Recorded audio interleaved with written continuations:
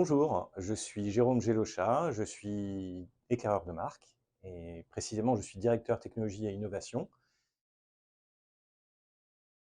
Comment l'intelligence artificielle est-elle utilisée aujourd'hui par Cision? La nature même de nos solutions fait que nous avons investi depuis très longtemps sur ces sujets.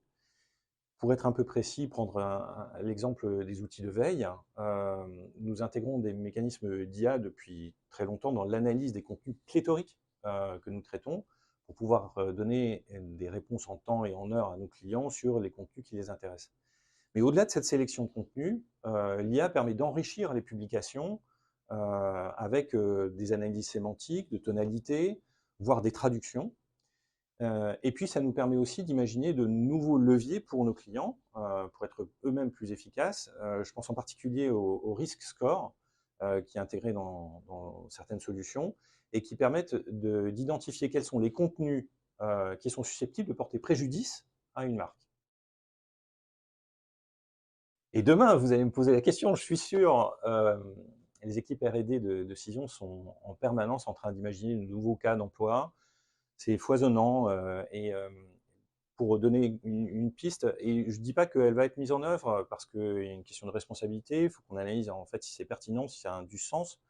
Mais juste pour donner un exemple, nos équipes R&D, il y a quelques mois, généraient de manière automatisée un communiqué de presse, simplement en sélectionnant des thèmes et les noms des marques sur lesquelles on voulait communiquer.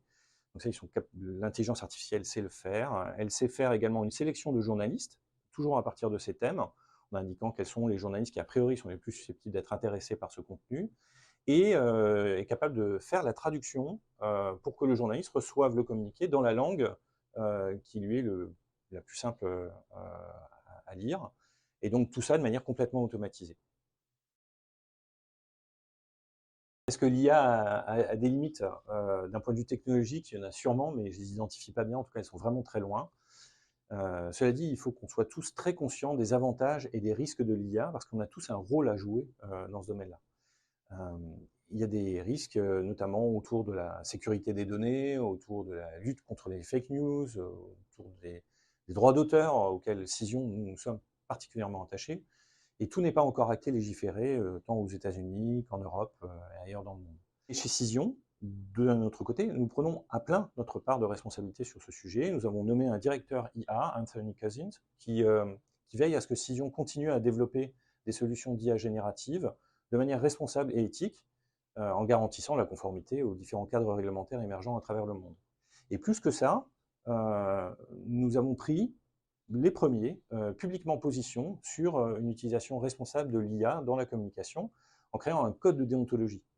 Et cette initiative doit répondre en fait aux préoccupations croissantes de vous, de nos clients, des gouvernements, du public, face aux dangers potentiels de l'IA pour l'exactitude, la confidentialité, l'équité, la transparence, l'égalité. Nous serons au rendez-vous majeur pour nos clients. On y va de manière structurée, responsable, pour continuer à assurer à nos clients le développement de leur marque et la protection de leur réputation.